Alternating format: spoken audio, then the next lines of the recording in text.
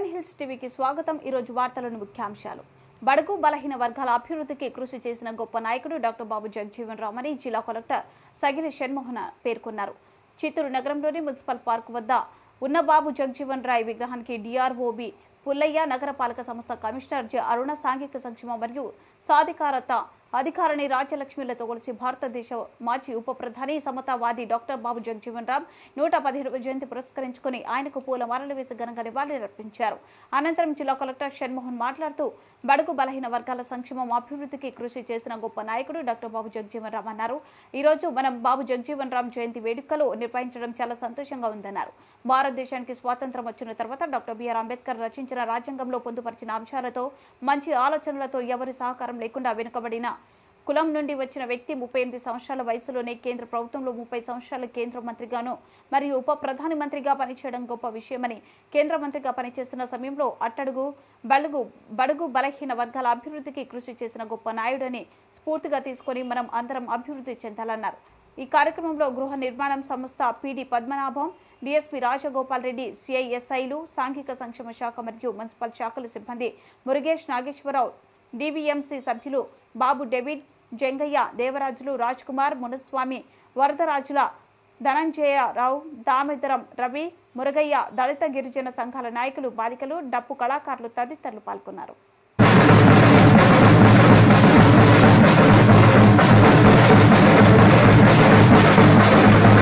కార్యక్రమం చేసుకోవడం మీ అందరి ముందు మనకి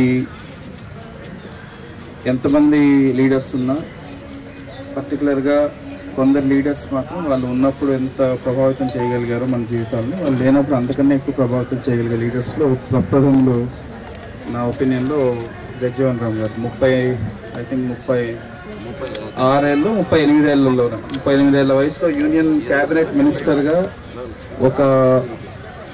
ఒక దేశానికి ఒక క్యాబినెట్ మినిస్టర్గా 38 ఏళ్ళ వయసులో, నాకన్నా ఒక 5 ఏళ్ళు పెద్ద అంతే. సో ఆ వయసులో ఒక క్యాబినెట్ మినిస్టర్గా చేస్తూ ఒక బ్యాక్వర్డ్ కమ్యూనిటీ అంటే కొంచెం వెనుకబడిన కమ్యూనిటీ నుంచి వచ్చి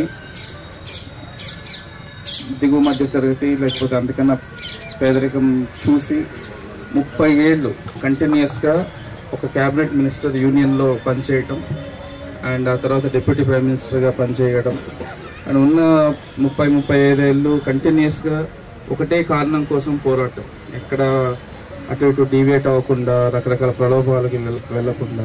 సో ఇవన్నీ ఒకసారి తెలుసుకోగలిగితే మనకు కావాల్సిన స్ఫూర్తి లేకపోతే మనం ఎవరినైతే మనం చూసి నేర్చుకోవాలో అవన్నీ ఒకే వ్యక్తిలో చూడగలిగే అలాంటి వ్యక్తి బాబు జగజీవన్ రామ్.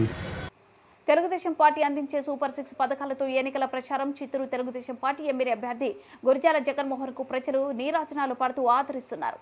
చిత్తూరు నియోజకవర్గం గుడిపాల మండలంలోని పరకాల కుప్పం గ్రామ పంచాయతీలో విఘ్నేశ్వర ఆలయంలో గురిజాల జగన్మోహన్ ప్రత్యేక పూజలు నిర్వహించి తిమ్మయ్య గారిపల్లి మరగాల కుప్పం గ్రామంలో ఇంటింట ఎన్నికల ప్రచారం నిర్వహిస్తూ తనకు ఓట్లు వేసి గెలిపించాలని ప్రజలను విజ్ఞప్తి చేశారు. ఈ సందర్భంగా గురిజాల జగన్మోహన్ మాట్లాడుతూ తెలుగుదేశం, జనసేన, బీజేపీ ఉమ్మడి అభ్యర్థిగా తనను గెలిపిస్తే గ్రామాల్లో ఉన్న సమస్యలను తక్షణమే పరిష్కరిస్తానని తెలిపారు.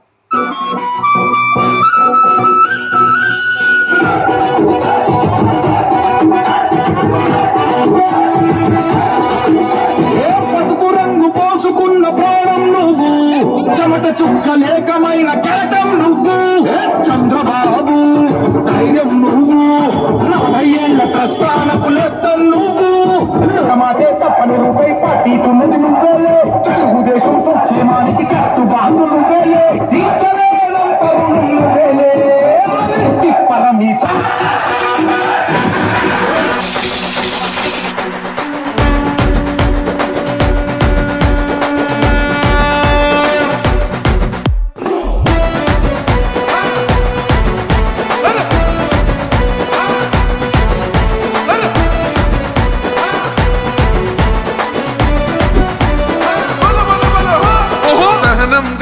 చంద్రుడు శంఖం పూరించనే రాముని తీరు, శ్రీరాముని తీరు, అచల్ సమరం చేద్దామంటూ సైన్యం కదిలొచ్చనే హనుమంతుల తీరు.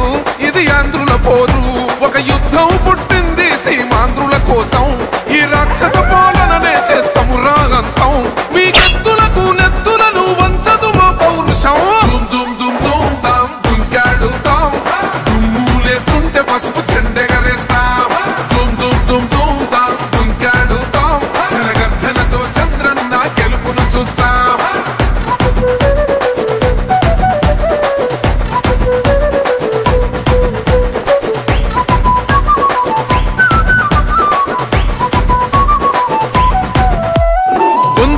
కోసిన కత్తులు లేవా సాక్ష్యం విలవిలలాడుతూ పోయిందిరమా ప్రాణం నేలన తడిసిన నెత్తుర తిలకం దిద్దా ఎవడొస్తడ రండిర ఇక మేం అస్సలు తగ్గం మీ రౌడి జానికి మో పౌరుషానికి మొదలైనద యుద్ధం గెలుపెవడద చూద్దాం ఓహో దుమ్ దుమ్ దుమ్ దుమ్ దుమ్ దుమ్ దుమ్ దుమ్ దుమ్ దుమ్ తాం దుంకాడుతాం దుమ్ములేస్తుంటే పసుపు చెండెగరేస్తాం దుమ్ దుమ్ దుమ్ దుమ్ తాం దుంకాడుతాం జనగర్జనతో చంద్రన్న గెలుపును చూస్తాం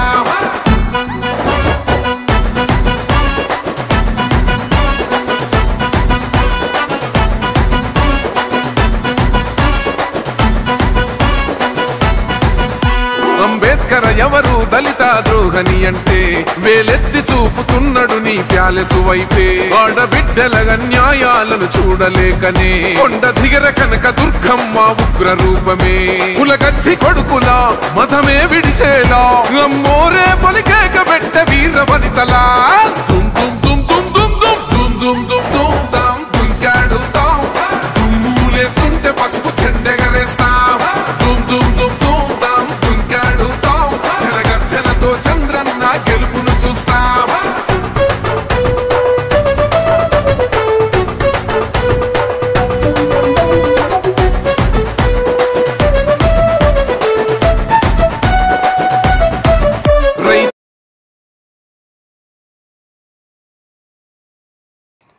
అణగారిన వర్గాల సంక్షేమం కోసం అలుపెరగని కృషి చేసిన సంఘ సంస్కర్త స్వాతంత్ర సమర యోధులు భారత మాజీ ఉప ప్రధాని డాక్టర్ బాబు జగజీవన్ రామ్ 116వ జయంతి పురస్కరించుకుని ఆయన చిత్రపటానికి చిత్తూరు టీడీపీ అభ్యర్థి గురజాల జగన్మోహన్ పూలమాలలు వేసి ఘన నివాళులర్పించారు. ఈ సందర్భంగా గురజాల జగన్మోహన్ మాట్లాడుతూ బడుగు బలహీన వర్గాల సంక్షేమ అభివృద్ధి కోసం ఎనలేని కృషి చేసిన గొప్ప వ్యక్తి బాబు జగజీవన్ రాయ్ అన్నారు. డాక్టర్ బిఆర్ అంబేద్కర్ రచించిన రాజ్యాంగంలో పొందుపరిచిన అంశాలతో మంచి ఆలోచనతో ఎవరి సహకారం లేకుండా వెనుకబడిన కులం నుండి వచ్చి బాబు జగజీవన్ రాయ్ అన్నారు. బడుగు బలహీన వర్గాల అభివృద్ధికి ఎనలేని కృషి చేసిన త్యాగమూర్తి డాక్టర్ బాబు జగజీవన్ రామ్ అని తెలిపారు.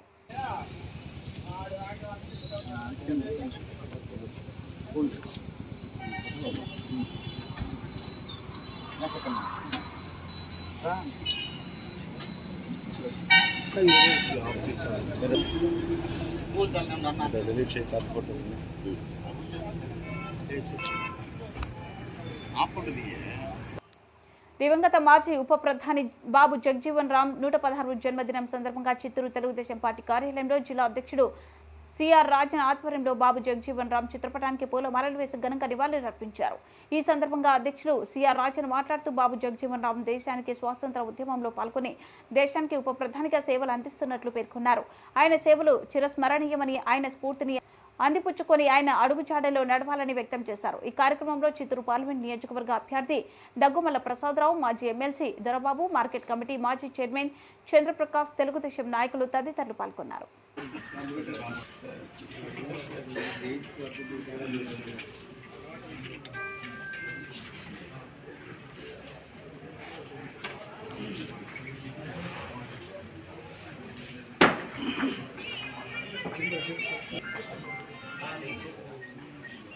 సాధిద్దాం బాబు జగజీవన్ ఆశయాలను, కొనసాగిద్దాం బాబు జగజీవన్ ఆశయాలను.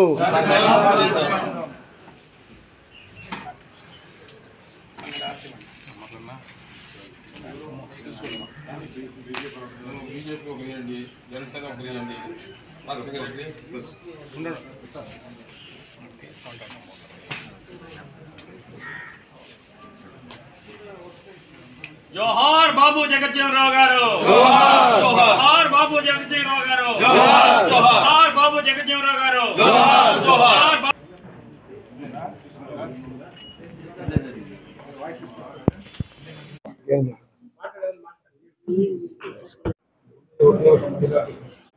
అన్ని అబద్ధపు వాగ్దానాలు చంద్రబాబు నాయుడు గారి మీద అభాండాలు తప్పితే ఇంకా ఆయన నేను ఈ కార్యక్రమం చేశాను, ఈ నొక్కుడు కార్యక్రమం తప్ప ఇంకే కార్యక్రమం లేదు.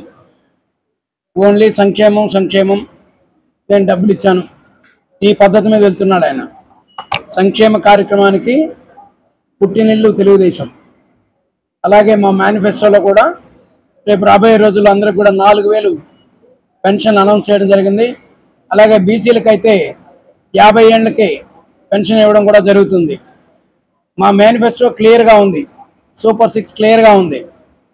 వాళ్ళు 1000 రూపాయలు వాళ్ళ క్యాడర్ ద్వారా వాలంటీర్ ద్వారా క్యాన్వాస్ చేయడం అంటే తెలుగుదేశం వస్తే 1000 రూపాయలు ఇస్తారు పెన్షను, వాళ్ళు తగ్గించేస్తారు కోల్సన్.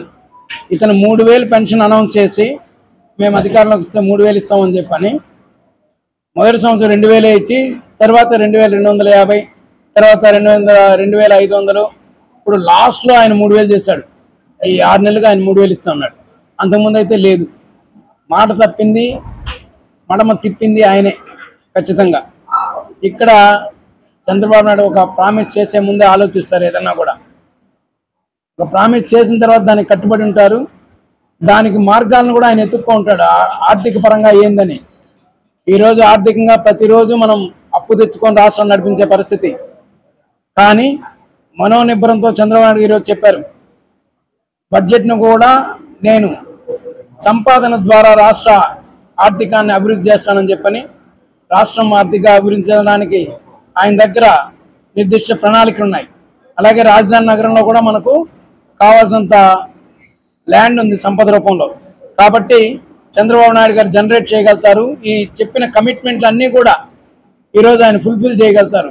ఈ సూపర్ 6 3 సిలిండర్లు అయితేనేమి, అలాగే 4000 పెన్షన్లు అయితేనేమి, మళ్ళా బస్సు సౌకర్యాలు అయితేనేమి, ఎక్కడెక్కినా బస్సు లేడీస్ ఫ్రీ అయితేనేమి, అలాగే అమ్మాయిలకైతే 1800, అబ్బాయిలకైతే 1800, అమ్మాయిలకైతే 1500, ప్రతి ఇంటికి కూడా ఎంతమంది ఉంటే అంతమందికి ఇవ్వడానికి ఆయన అనౌన్స్ చేయడం జరిగింది. వీటికి మాట్లాడిందంత విన్నారు.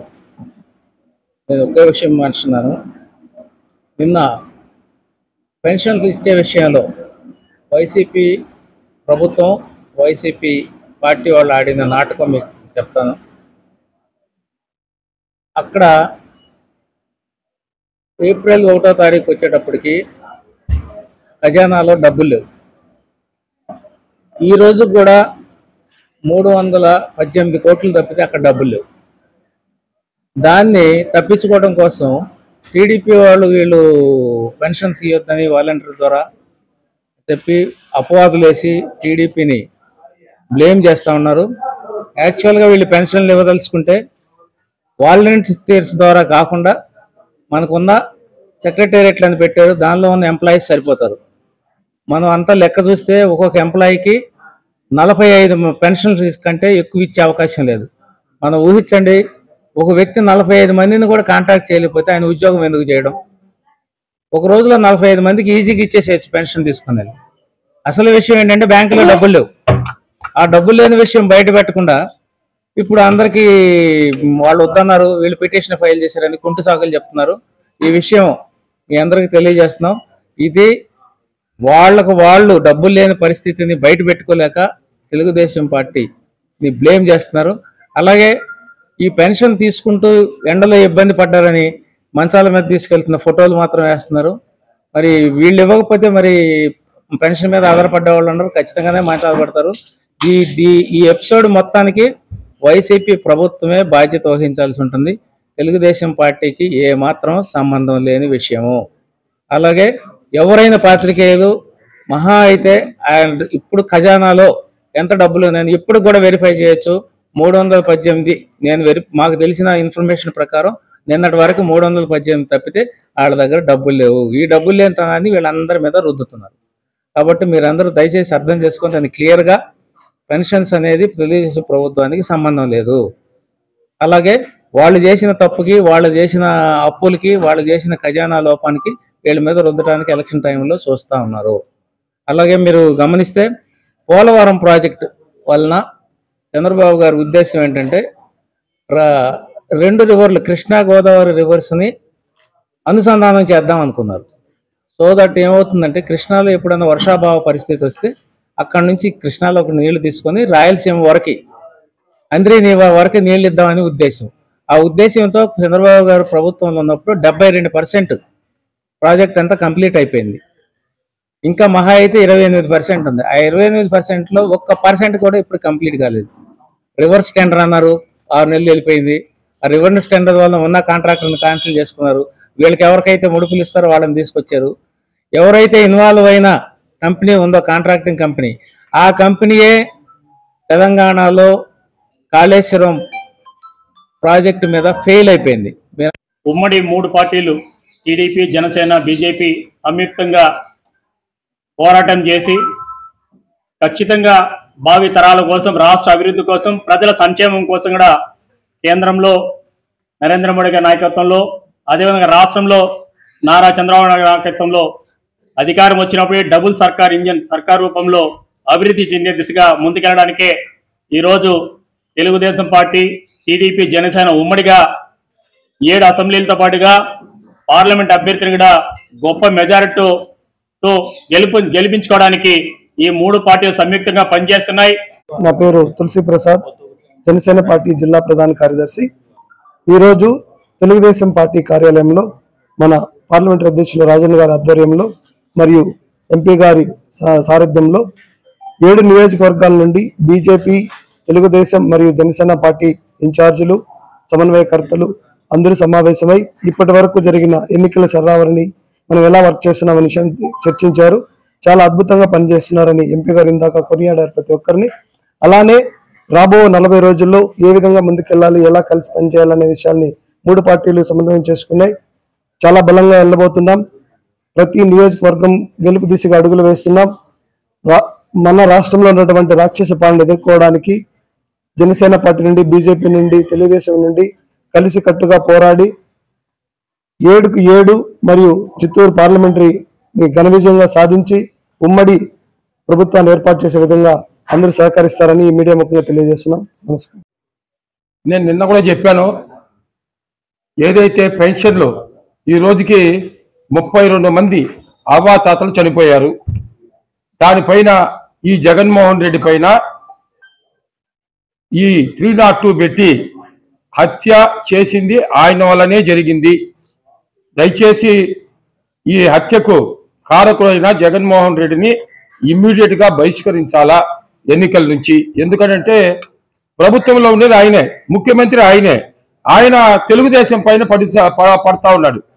మేము తెలుగుదేశంలో గవర్నమెంట్లో ఉండేటప్పుడు ఎట్ట జరిగింది అనేది అందరికీ తెలుసు.